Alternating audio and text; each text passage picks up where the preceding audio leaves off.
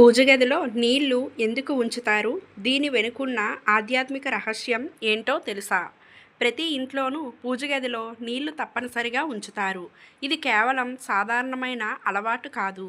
దీని వెనుక లోతైన ఆధ్యాత్మిక తత్వం ఉంది. అదేంటో తెలుసుకుందాం.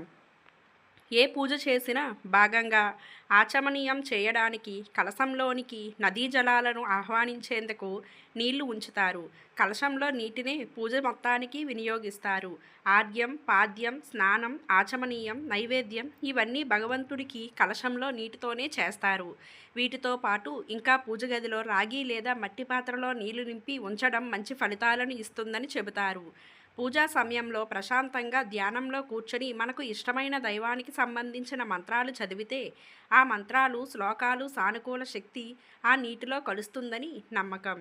ఆ తర్వాత ఆ నీటిని తాగడం వల్ల మానసిక, శారీరక ఆరోగ్యం మెరుగుపడుతుందని చెబుతారు.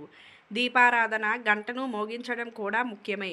గంట శబ్దం చెడు శక్తులను తొలగిస్తుందని, దైవిక శక్తులను ఇంట్లో నిలిపి ఉంచుతుందని నమ్మకం.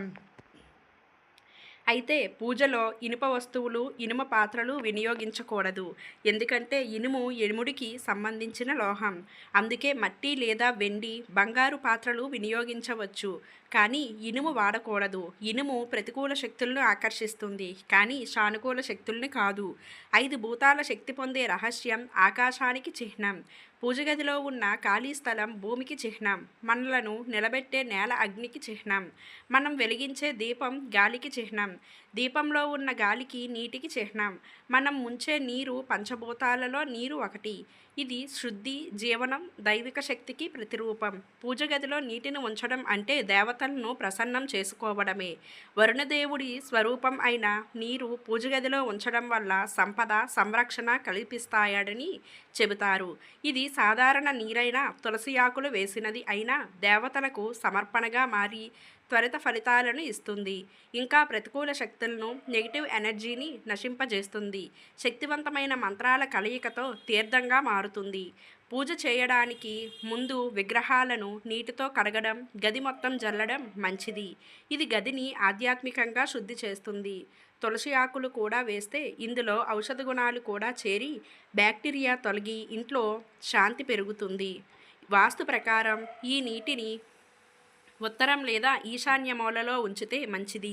పూజా మందిరంలో ఉంచితే నీటిని ఎలా వినియోగించాలంటే ప్రతిరోజు పూజా సమయంలో చిన్న పాత్రలో నీటిని ఉంచి పూజ చేయాలి. ఆ మర్నాడు ఆ నీటిని తీసుకొని ఇంటి పైకప్పుపై కానీ, ఇంటి బయట మొక్కల్లో కానీ వేయాలి. ఈ నీటిని వినియోగించడం వల్ల దుష్టశక్తులు రావు, సానుకూల శక్తులు ఇంట్లో ప్రసరిస్తాయి. ఈ వీడియో గనక మీకు నచ్చినట్లయితే ఒక లైక్ చేసి మీ ఫ్రెండ్స్కి షేర్ చేయండి. జై శ్రీరామ్ అని ఒక చిన్న కామెంట్ పెట్టి మన ఛానల్ను సబ్స్క్రైబ్ చేసుకోవడం మాత్రం మర్చిపోకండి.